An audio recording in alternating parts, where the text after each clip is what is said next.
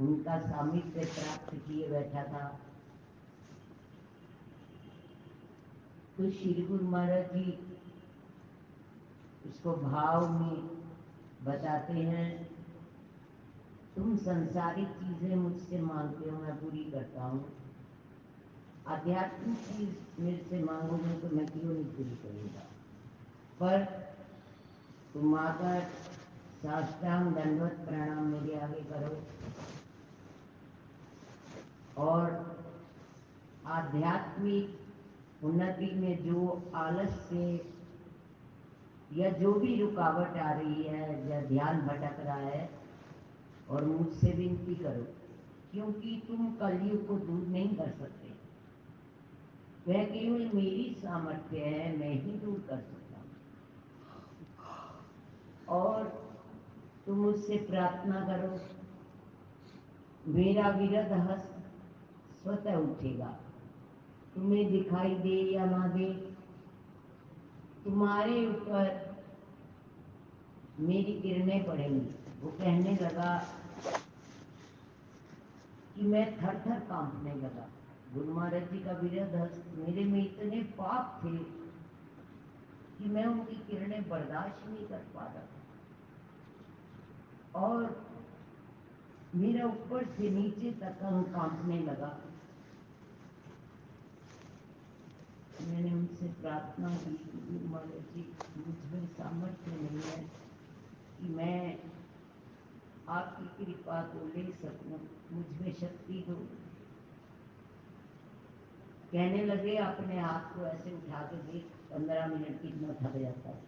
मैं थक नहीं रहा और तू थक रहा है। भाव में भी तो मैं दे रहा हूँ, तू ये साकार रूप से दे भी नहीं रहा और तब भी तू कांप रहा है। वो बेचारा चुपचाप गुरु महाराज जी के आगे खड़ा। श्री गुरु महाराज जी उसको कहते हैं, मेरी परिक्रमा करो। एक लोग ऐसा है गुरु महाराज जी का ऊपर, वो कहने लगे कि जहाँ केवल परिक्रमा ही होती है, परिक्रमा करो और मेरा विरध हस्त हर जगह एक एक कोना तुम्हारा पवित्र करेगा। शरीर का जो तुम्हें रुकावट दे रहा है मेरे पास पहुंचने के लिए, तुम्हारे भीतर रुकावटें आ गई।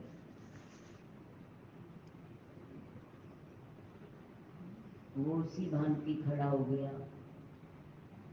इधर गुरु महाराज जी का विरध हस्त दाईं तरफ खड़ा हुआ।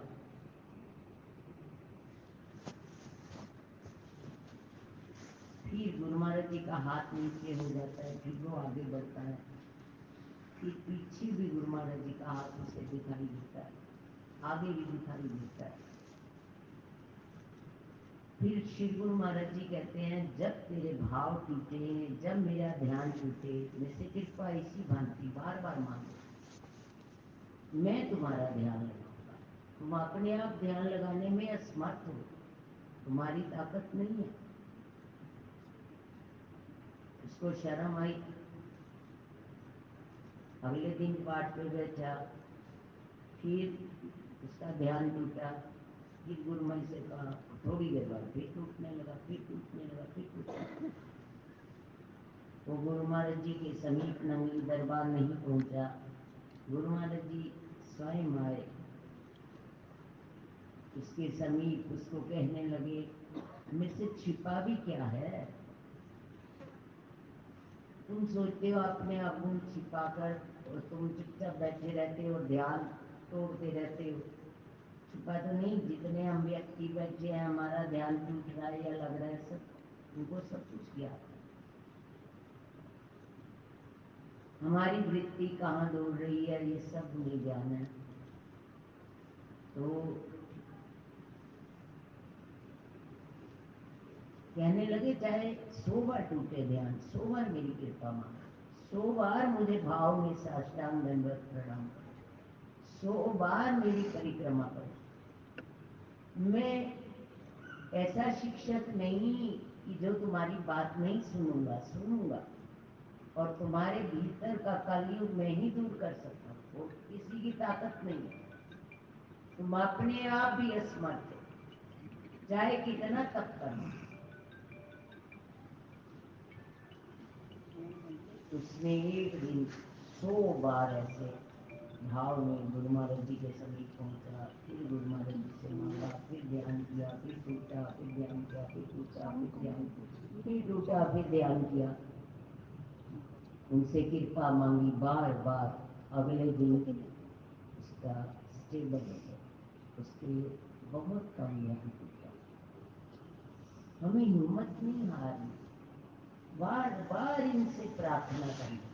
जैसे अभी स्वामी जी ने पहले बोला, सामूहिक प्रार्थना में बहुत दम होता है, और बार बार इनसे जब हम प्रार्थना करेंगे तो ये हमारी प्रार्थना अवश्य स्वीकार करेंगे। पर हमें आराम से पाठ पे बैठे हैं, ध्यान टूटे जा रहा है, तो इसको स्वीकार नहीं करना। हमें मेहनत करनी है, उनके चरणों में पहुंचना है, बार बार साष्टांग दंडवत प्रणाम करना है, बार बार हमें अपनी गलतियों को इनके समक्ष रखना है। हम हैं ही पापी, हम हैं ही गुनाहगार, पता नहीं कितने जन्मों से कितने अपराध किए हैं। इनसे बार बार कृपा मांगते हुए इस ध्यान को निरंतर आगे बढ़ाना है। बोलो जयकारा।